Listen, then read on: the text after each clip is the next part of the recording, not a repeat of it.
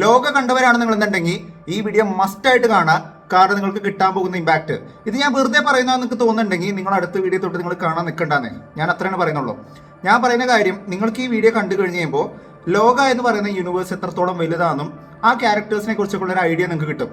ലോക സിനിമ കാണുന്ന സമയത്ത് ഒരുപാട് കഥാപാത്രങ്ങൾ കാണുന്നുണ്ടെങ്കിലും ഒരു കഥാപാത്രത്തിന് മാത്രം ഫേസ് കാണിക്കാതെ വെറും ഒരു മാന്ത്രിക തണ്ട് പോലെ ഒരു തണ്ട് കാണിച്ചുകൊണ്ടുള്ള ഒരു കഥാപാത്രം ഒരു വോയിസ് ഓവർ കൊടുത്തേക്കുന്ന സമയത്താണ് നമ്മൾ അയാൾക്ക് വേണ്ടി കൈയടിച്ചിട്ടുണ്ട്.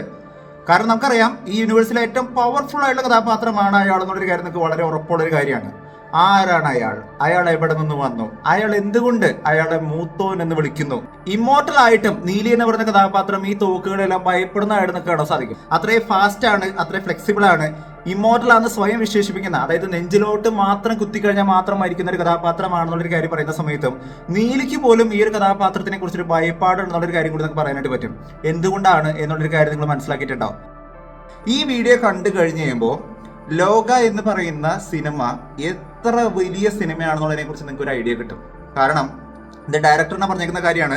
ലോകയുടെ ടൈറ്റിൽ കാർഡ് എഴുതി കാണിക്കുന്ന സമയത്തുള്ള ഒരു ചെറിയ ക്ലിപ്പ് പല ആൾക്കാർ തിയേറ്ററിലൊക്കെ 5 മിനിറ്റ് 10 മിനിറ്റ് വൈകി വരുന്ന ആൾക്കാരെ സംബന്ധിച്ചിടത്തോളം അങ്ങനെ ഒരു സംഭവം പോലും കണ്ടിട്ടുണ്ടാവില്ല. അതിനെക്കുറിച്ചുള്ള ഒരു ഡീറ്റെയിൽഡ് എക്സ്പ്ലനേഷൻ കേട്ട് കഴിഞ്ഞാൽ തന്നെ ഈ സിനിമയുടെ ഒരു റേഞ്ച് നാഷണൽ ലെവലല്ല, ഇന്റർനാഷണൽ ലെവൽ പരിപാടിയാണെന്നുള്ളൊരു കാര്യം നിങ്ങൾക്ക് മനസ്സിലാവും. ഇത് വെറുതെ എക്സൈറ്റ് ചെയ്യാൻ പറയുന്നതല്ല. വീഡിയോ കണ്ടു കഴിഞ്ഞിട്ട് നിങ്ങൾക്ക് തൃപ്തിപ്പെടുന്നുണ്ടെങ്കിൽ മാത്രം നിങ്ങളത് യെസ് എന്ന് പറഞ്ഞാൽ മതി. ഒപ്പം നിങ്ങളുടെ ഹിഡൻ ഡീറ്റെയിൽസ് കൂടി പ്രതീക്ഷിക്കുന്നു. വീഡിയോ ഇഷ്ടപ്പെടുന്നുണ്ടെങ്കിൽ വീഡിയോ നിങ്ങൾ ലൈക്ക് ചെയ്യണം, ഹൈപ്പ് ചെയ്യണം, ഷെയർ ചെയ്യണം, സബ്സ്ക്രൈബ് ചെയ്യണം, എല്ലാം ചെയ്യണം. കാരണം ഇത് ഒരുപാട് പേർക്ക് ഇൻഫോർമേഷൻ കിട്ടുന്ന ഒരു വീഡിയോ ആയിരിക്കും. കാരണം ഈ ഒരു സിനിമ കണ്ടേക്കുന്ന സമയത്ത് മനസ്സിലാക്കാൻ പറ്റാത്ത കുറെ കാര്യങ്ങളെ കുറിച്ചാണ് നമ്മളിന്ന് ഡീകോഡ് ചെയ്യാനായിട്ട് പോകുന്നത്. എല്ലാ പ്രേക്ഷകർക്കും പുതിയ വീഡിയോയിലേക്ക് സ്വാഗതം. എന്റെ പേര് ഡൊണാൾഡ് എന്നാണ്. So welcome back to today's video. ലോക സിനിമ കണ്ട സമയത്ത് ഞാൻ ആദ്യം തന്നെ ശ്രദ്ധിച്ചൊരു കാര്യം എന്താണെന്ന് വെച്ച് കഴിഞ്ഞാൽ ഈ സിനിമയുടെ ഫസ്റ്റ് ടൈറ്റിൽ കാർഡ് കാണിക്കുന്ന രംഗമായിരുന്നു. ലോക എന്ന് പറയുന്ന യൂണിവേഴ്സിന്റെ എൻ സീനിനകത്ത് അല്ലെങ്കിൽ ഏറ്റവും അവസാനത്തെ പടത്തിലെ ഏറ്റവും അവസാനത്തെ ഭാഗമാണ് ആ ഒരു രംഗത്തിനകത്ത് കൃത്യമായിട്ട് കാണിക്കുന്നത് എന്നുള്ളൊരു കാര്യം തന്നെ വേണം നിങ്ങൾ മനസ്സിലാക്കാനായിട്ട്. കല്യാണി ബ്രദേഴ്സിന്റെ നീലി എന്ന് പറയുന്ന ക്യാരക്ടറിനെ കുറിച്ച് നിങ്ങൾക്ക് അറിയാം, മാടനെ കുറിച്ച് അറിയാം, ചാത്തനെ കുറിച്ച് അറിയാം. ഇതിനെല്ലാം കുറിച്ച് നിങ്ങൾക്ക് ഒരു മിനിമം ഒരു ഐഡിയ ഉണ്ട്. ഇനി വരുന്ന വീഡിയോസുകൾ നമുക്ക് അതിനെക്കുറിച്ചുള്ള കൂടുതൽ എക്സ്പ്ലനേഷൻസുള്ള കാര്യങ്ങളൊക്കെ നമുക്ക് പറയാം. പക്ഷേ ഈ സിനിമയിൽ പ്രധാനമായിട്ട് പറഞ്ഞു പോകുന്ന, എന്നാൽ പല ആൾക്കാർക്കും വലിയ പിടി കിട്ടാത്ത ഒരു പ്രധാനപ്പെട്ട ഒരു കഥാപാത്രമുണ്ട്. അതാണ് ഈ സിനിമയിലെ ഏറ്റവും ശക്തനായിട്ടുള്ള മൂത്തോൻ എന്ന് പറയുന്ന ഒരു കഥാപാത്രം എന്ന് പറയുന്നത്. അദ്ദേഹത്തിന്റെ കയ്യിലൊരു വലിയൊരു സ്റ്റിക്ക് നമുക്ക് കാണാൻ സാധിക്കുന്നുണ്ട്. ഈ കഥാപാത്രത്തിനെ കുറിച്ച് ഞാൻ ട്രെയിലർ വരുന്ന സമയത്ത് തന്നെ, അന്ന് ഞാൻ ട്രെയിലർ ഡീകോഡ് ചെയ്യുന്ന സമയത്ത് തന്നെ പറഞ്ഞിട്ടുണ്ടായിരുന്നു ഇതൊരു പക്ഷേ മമ്മൂക്കയായിരിക്കാം എന്നുള്ള കാര്യം ഞാൻ പറഞ്ഞിട്ടുണ്ടായിരുന്നു. അതങ്ങനെ തന്നെ സംഭവിച്ചു. ഈ ഒരു കഥാപാത്രത്തിനെ കുറിച്ച് നിങ്ങൾ അറിയണമെന്നുണ്ടെങ്കിൽ നിങ്ങൾ ആരാണ് ഈ മൂത്തോൻ എന്നുള്ളൊരു കാര്യത്തിനെ കുറിച്ച് അറിയുന്നതിന് മുന്നേ തന്നെ ഇവരെവിടെ നിന്ന് വന്നു എന്നുള്ളൊരു കാര്യം കൂടി നിങ്ങൾ മനസ്സിലാക്കണം. ശരിക്കും മൂത്തോൻ എന്ന് പറയുന്ന ഒരു കഥാപാത്രം എന്ന് പറയുന്നത് ഒരു മനുഷ്യരാണെന്നുള്ളൊരു കാര്യം ചോദിച്ചു കഴിഞ്ഞാൽ ഒരിക്കലും അല്ല. ഒരു സൂപ്പർ ഹീറോ ആണെന്നുള്ളൊരു കാര്യം ചോദിച്ചു കഴിഞ്ഞാൽ അതുമല്ല എന്നുള്ളൊരു കാര്യം പറയാൻ പറ്റും. മൂത്തോൻ എന്ന് പറയുന്നത് ഒരു ഗോഡ്ലി ആയിട്ടൊരു കഥാപാത്രമാണെന്നുള്ളൊരു കാര്യം നമുക്ക് പറയാൻ പറ്റും. എങ്ങനെയാന്ന് വെച്ച് കഴിഞ്ഞാൽ ഈ കഥ തുടങ്ങുന്നത്, ലോക എന്ന് പറയുന്ന യൂണിവേഴ്സിന്റെ കഥ തുടങ്ങുന്നത് വർഷങ്ങൾക്ക് മുമ്പാണ്. വർഷങ്ങൾ എന്ന് പറയുന്ന സമയത്ത് 1000 വർഷങ്ങളല്ല, 2000 വർഷങ്ങളല്ല, മനുഷ്യകുലം ഉണ്ടാകുന്നതിന് മുൻപേ, അതായത് നമ്മളുടെയൊക്കെ ഹോമോസാപ്പിയൻസിന്റെ കാലഘട്ടത്തിൽ തന്നെ തുടങ്ങുന്ന ഒരു കഥയാണ് ലോക എന്ന് പറയുന്ന സിനിമയിലെ കഥ എന്നുള്ളൊരു കാര്യം നമുക്ക് പറയാൻ പറ്റും. ഭൂമിക്ക് അപ്പുറം ഒരുപാട് ഗ്രഹങ്ങൾ ഉണ്ടെന്നുള്ളൊരു കാര്യം പറയുകയാണെന്നുണ്ടെങ്കിൽ നമുക്ക് വേറെ സംശയമുള്ള കാര്യമൊന്നുമല്ല അല്ലേ. ഭൂമിക്ക് അപ്പുറം മറ്റൊരുപാട് ഗ്രഹങ്ങളുണ്ട്. പക്ഷേ ഭൂമിക്ക് ലൈറ്റ് ഇയേഴ്സിനപ്പുറം, അതായത് കിലോമീറ്റർ കണക്കിന് അപ്പുറം നമ്മൾ നോക്കുകയാണെന്നുണ്ടെങ്കിൽ മനുഷ്യനെ പോലെ തന്നെ ജീവിക്കുന്ന മറ്റു ഏലിയൻസുകൾ ഉണ്ടെന്നുള്ള കാര്യങ്ങളൊക്കെ നമ്മൾ സയൻസിൽ മറ്റൊക്കെ വിശ്വസിക്കുന്ന ഒരു കാര്യമാണ്. അത് ഉണ്ടാവാം എന്നുള്ളൊരു കാര്യം പറയുന്നു. കാരണം ഇന്ന് ഭൂമിയിൽ മനുഷ്യരുണ്ടെന്നുണ്ടെങ്കിൽ അതുപോലെ തന്നെ ഇതേപോലെ തന്നെയുള്ള ഒരു സാഹചര്യമുള്ള മറ്റൊരു ഭൂമി ഉണ്ടാകാം. ആ ഭൂമിയിൽ ജീവനുള്ള വസ്തുക്കൾ ഉണ്ടാവാം. അവിടെ മനുഷ്യരെ പോലെ തന്നെ തോന്നിക്കുന്ന മറ്റ് ഏലിയൻസുകൾ ഉണ്ടാവാം എന്നുള്ള കാര്യങ്ങളൊക്കെ നമുക്ക് ചിന്തിക്കാൻ പറ്റുന്ന ഒരു കാര്യം തന്നെയാണ്. ഭൂമിക്ക് അപ്പുറം ഒരുപാട് ലൈറ്റ് ഇയേഴ്സുകൾക്ക് അപ്പുറം മറ്റൊരു ഗാലക്സിയിൽ ആണ് ശരിക്കും ഈ ലോക എന്ന് പറയുന്ന യൂണിവേഴ്സിന്റെ ഒരു പാരൽ വേൾഡ് നടക്കുന്നത് എന്നുള്ളൊരു കാര്യം നമുക്ക് പറയാൻ പറ്റും. ഇത് ഞാൻ വെറുതെ പറയുന്നതല്ല. ഈ സിനിമയുടെ ടൈറ്റിൽ കാർഡ് നമ്മളൊന്ന് എടുത്ത് നോക്കി കഴിഞ്ഞാൽ അവിടെ ഒരുപാട് ഏലിയൻ ഷിപ്പുകളും ഏലിയൻസിന്റെ ഇൻവേഷൻസ് മറ്റൊക്കെ നമുക്ക് കൃത്യമായിട്ട് കാണാൻ പറ്റും. തൽക്കാലത്തേക്ക് നമുക്ക് ആ ഗ്രഹത്തിനെ ക്രിപ്റ്റോൺ എന്ന് തന്നെ നമുക്ക് പേരിടാം. അതായത് ക്രിപ്റ്റോൺ എന്ന് ഞാൻ എന്റെ കാരണം എന്ന് പറയുന്നത് നിങ്ങൾക്ക് മനസ്സിലാവും. സൂപ്പർമാൻ കണ്ടവർക്ക് ഒരു കാര്യം പിടികിട്ടി കാണും. സൂപ്പർമാൻ എന്ന് പറയുന്ന കഥാപാത്രം എങ്ങനെയാണ് ഭൂമിയിലോട്ട് വന്നത്? ശരിക്കും മറ്റൊരു ഗ്രഹത്തിൽ നിന്നാണ് വന്നത്. ആ ഗ്രഹം പൊട്ടിത്തെറിക്കുന്ന ഒരു അവസ്ഥ വന്നു കഴിഞ്ഞപ്പോൾ അവിടെയുള്ള അവരുടെ പാരന്റ്സ്, സൂപ്പർമാന്റെ പാരന്റ്സ് ഭൂമിയിലോട്ട് ഈ ഒരു കഥാപാത്രത്തിനെ അയച്ചുവിടാണ്. അങ്ങനെയാണ് ഇവർ ഭൂമിയിലോട്ട് വരുന്നതും ഇവിടെ മാതാപിതാക്കളെ ഇദ്ദേഹത്തിന് എടുത്ത് വളർത്തുന്നതും പിന്നീട് സൂപ്പർമാനായിട്ട് ഭൂമിയുടെ ഒരു സേവിയർ ആയിട്ട് അദ്ദേഹം മാറുന്നതൊക്കെ നിങ്ങൾക്ക് കാണാൻ വരുന്നത്. ടു സെർവ് ഹ്യൂമാനിറ്റി എന്ന് പറയുന്ന ഒരു കോൺസെപ്റ്റ് ഒക്കെ നമുക്ക് അങ്ങനെയാണ് കാണാൻ വരുന്നത് അല്ലേ. ശരിക്കും സൂപ്പർമാനെ പോലെ തന്നെ ഉള്ളൊരു മറ്റൊരു ഗ്രഹമാണ്, അല്ലെങ്കിൽ ക്രിപ്റ്റോണെ പോലെ തന്നെ തോന്നിപ്പിക്കുന്ന മറ്റൊരു ഗ്രഹമാണ് ഭൂമിക്ക് അപ്പുറമുള്ള ഒരു ഗ്രഹം എന്നുള്ളൊരു കാര്യം ചിന്തിക്കാം. തൽക്കാലത്തേക്ക് നമുക്ക് അതിന് ക്രിപ്റ്റോൺ എന്ന് തന്നെ പറയാം. ഈ ക്രിപ്റ്റോൺ എന്ന് പറയുന്ന ഗ്രഹത്തിനകത്ത് മദർ എന്ന് പറയുന്ന ഒരു കഥാപാത്രമാണ് അവിടുത്തെ ഏറ്റവും വലിയൊരു ഹൈലൈറ്റ് എന്ന് പറയുന്നത്. കാരണം അവിടെ ഒരുപാട് സൂപ്പർ പവേഴ്സ് ഉള്ള ആൾക്കാരൊക്കെ ഉണ്ടെങ്കിലും ഇവരെല്ലാവരും നയിച്ചു പോകുന്ന ആളെന്ന് പറയുന്നത് മദർ എന്ന് പറയുന്ന ഒരു കഥാപാത്രമാണ്. ഒരു സ്ത്രീ കഥാപാത്രമാണ്. ഇവർക്ക് ഒരു മകളുമുണ്ട്. തന്റെ ഗ്രഹത്തിന്റെ ശക്തി കൂട്ടാൻ വേണ്ടിയിട്ട് മറ്റ് ഗ്രഹങ്ങളെ തേടി പോകാനായിട്ട് ഈ മദർ എന്ന് പറയുന്ന കഥാപാത്രം ആഗ്രഹിക്കുകയാണ്. അതായത് തന്റെ ഗ്രഹത്തിന്റെ ശക്തിയും അതിന്റെ ആ ഒരു വലുപ്പവും മറ്റൊക്കെ കൂട്ടാൻ വേണ്ടിയിട്ട് ഇതേപോലെ തന്നെ മനുഷ്യവാസമുള്ള അല്ലെങ്കിൽ ജീവന്റെ തുടിപ്പുള്ള ഗ്രഹങ്ങൾ കണ്ടുപിടിക്കാനായിട്ട് അവരാഗ്രഹിക്കുകയാണ്. അങ്ങനെ അവര് ഒരാളെ നിയോഗിക്കുകയാണ്. തന്റെ ഏറ്റവും വിശ്വസ്തനായ, ഏറ്റവും ശക്തനായ, ഒരുപാടധികം സൂപ്പർ പവേഴ്സ് ഉള്ള, വളരെയധികം ജ്ഞാനിയായ, അതായത് ഒരുപാട് ബുദ്ധിയും മറ്റൊക്കെയുള്ള ഒരു സൂപ്പർ കഥാപാത്രമായിട്ടുള്ള ഒരാളെ ഈ മദർ എന്ന് പറയുന്ന കഥാപാത്രം ജീവന്റെ തുടിപ്പ് തേടി അയക്കുകയാണ്. ഈ കഥാപാത്രത്തിന്റെ പേരാണ് മൂത്തോൻ എന്ന് പറയുന്നത്. അതായത് നമ്മൾ ഈ സിനിമയിൽ കാണുന്ന മമ്മൂക്ക ചെയ്തു വെച്ചിരിക്കുന്ന കഥാപാത്രമാണ് ഈ മൂത്തോൻ എന്ന് പറയുന്ന ഒരു കഥാപാത്രം എന്ന് പറയുന്നത്. ഇയാള് വളരെയധികം സൂപ്പർ പവർ ഉള്ള ഒരാളാണ്, ഇമ്മോർട്ടൽ ആണ്, മരണമില്ല എന്നുള്ളൊരു കാര്യം മനസ്സിലാക്കാൻ പറ്റും. പക്ഷേ ഒരുപാടധികം ബലഹീനതകളും ഈ ഒരു കഥാപാത്രത്തിനുണ്ട്, ഇമോഷൻസുകൾ ഉണ്ടെന്നുള്ളൊരു കാര്യം മനസ്സിലാക്കാനായിട്ട് പറ്റും. മദറിന് പ്രത്യേകിച്ച് ഒരു ഇമോഷൻസ് ഉള്ള ഒരു കഥാപാത്രമല്ല. ഞാൻ പറഞ്ഞു അവർക്കൊരു മകൾ ഉണ്ടെന്നുള്ളൊരു കാര്യം ഞാൻ ഓൾറെഡി പറഞ്ഞു കഴിഞ്ഞു. അത് നിങ്ങൾ എന്തായാലും ഓർത്ത് വെക്കുക. കാരണം ആ കഥാപാത്രത്തിന്റെ റിലവൻസ് നിങ്ങൾക്ക് ഈ ഒരു വീഡിയോയുടെ അവസാന ഭാഗത്ത് കൃത്യമായിട്ട് മനസ്സിലാവും. സോ മദറിന്റെ ആദ്യപ്രകാരം ഈ മൂത്തോൻ എന്ന് പറയുന്ന കഥാപാത്രം ആ ഒരു ഗ്രഹത്തിൽ നിന്ന് ഒരു ഏലിയനെ പോലെ ഒരുപാട് ഗ്രഹങ്ങളെ പോയി ഇങ്ങനെ തപ്പിപ്പിടിക്കുകയാണ്. ഏതെങ്കിലും ഒരു ഗ്രഹങ്ങളിൽ ജീവന്റെ തുടിപ്പുണ്ടോ, അങ്ങനെ ഉണ്ടെന്നുണ്ടെങ്കിൽ ആ ഗ്രഹത്തിനെ കണ്ടുപിടിക്കാനായിട്ട് അയാൾ ആഗ്രഹിക്കുകയാണ്. അങ്ങനെ അയാൾ സഞ്ചരിച്ചു വരുന്ന സമയത്ത്, കാലങ്ങളോളം സഞ്ചരിച്ചു വരുന്ന സമയത്ത് അവസാനം ജീവന്റെ തുടിപ്പുള്ള ഒരു ഗ്രഹം അയാൾ കണ്ടുപിടിക്കുകയാണ്. അതാണ് നമ്മളുടെ ഭൂമി എന്ന് പറയുന്നത്.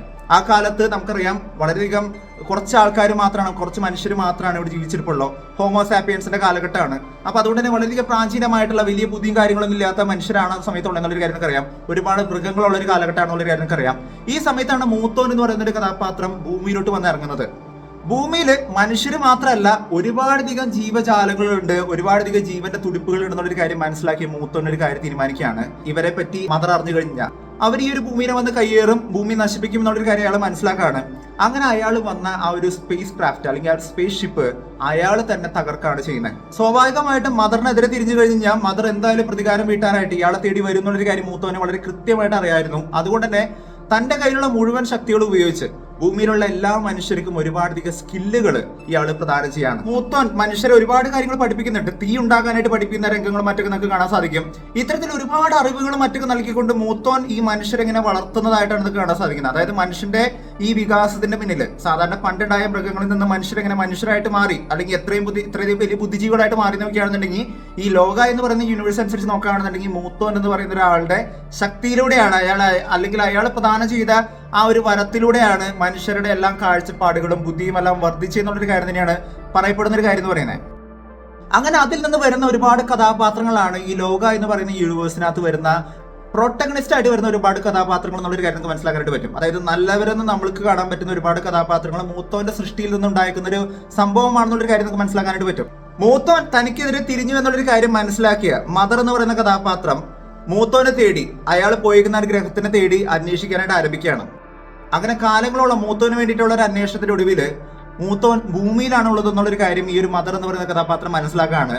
അങ്ങനെ മദർ എന്ന് പറയുന്ന കഥാപാത്രം ഭൂമിയിലോട്ട് വന്ന് ഇറങ്ങുന്ന ഒരു രംഗം തന്നെയാണ് നമുക്ക് ഈ സിനിമയുടെ ഒരു ഗ്രാഫിക്കൽ റെപ്രസെന്റേഷനകത്ത് നമുക്ക് തുടക്കത്തിൽ തന്നെ കാണാൻ പറ്റുന്ന ഒരു കാര്യം എന്ന് പറയുന്നത്.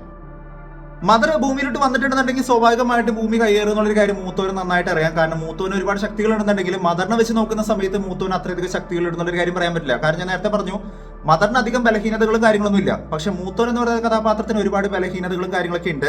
അയാൾ ഇമോർട്ടലാണ്, മറ്റുള്ള ശക്തികളെ വെച്ച് നോക്കുമ്പോൾ അയാൾ വളരെയധികം പവർഫുൾ ആണ്. പക്ഷെ മദർ എന്ന് പറയുന്ന കഥാപാത്രം വളരെയധികം സ്ട്രോങ് ആണ്. ഈ സിനിമയുടെ ഷോട്ടിനകത്ത് നമ്മൾ നോക്കിക്കഴിഞ്ഞാൽ അവിടെ ഒരുപാട് ബ്ലഡ് ഷെഡ് മറ്റൊക്കെ നമുക്ക് കാണാൻ പറ്റും, ഒരുപാടധികം ചോരക്കറകളൊക്കെ കാണാൻ പറ്റും. ഇതൊരു യുദ്ധം തന്നെയാണ് നമുക്ക് കാണാൻ സാധിക്കുന്നത്. അതായത് മൂത്തോനും ഈ മദർ എന്ന് പറയുന്ന കഥാപാത്രം തമ്മിലുള്ള ഒരു വലിയൊരു യുദ്ധം തന്നെയാണ് നമുക്ക് കാണാൻ സാധിക്കുന്ന ഒരു കാര്യം എന്ന് പറയുന്നത്.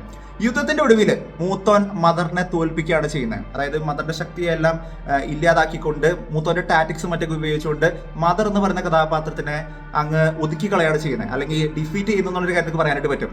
നമ്മൾ വിചാരിക്കും ഈ സിനിമയിലുള്ള മദർ എല്ലാം തീർന്നു, ഇനി എല്ലാ പ്രശ്നങ്ങളും തീർന്നു, ഇനി വേറെ പ്രശ്നങ്ങളൊന്നും ഉണ്ടാവില്ല എന്നുള്ളൊരു കാര്യം നമ്മൾ മനസ്സിലാക്കുന്നുണ്ട്. മൂത്തോൻ ഇത് തന്നെയാണ് വിചാരിക്കുന്നത്. പക്ഷെ മൂത്തോന്റെ കാൽക്കുലേഷൻസിന്റെ അപ്പുറത്ത് മറ്റൊരു കാര്യം കൂടി അവിടെ സംഭവിക്കുന്നുണ്ട്. ഞാൻ തുടക്കത്തിൽ തന്നെ പറഞ്ഞു, മദർ എന്ന് പറയുന്ന കഥാപാത്രത്തിന് ഒരു മകള് കൂടിയുണ്ട്. ശരിക്കും പറയുകയാണെന്നുണ്ടെങ്കിൽ ഈ സിനിമയിൽ നമുക്ക് തുടക്കത്തിന് തന്നെ കാണാൻ പറ്റുന്ന, അല്ലെങ്കിൽ നിങ്ങൾ കണ്ടേക്കുന്ന സമയത്ത് നിങ്ങൾ കേട്ടേക്കുന്ന ഒരു പേരുണ്ടാവും, ഇഷ്ടാർ എന്ന് പറയുന്ന ഒരു പേര് നിങ്ങൾ കേട്ടിട്ടുണ്ടാവും.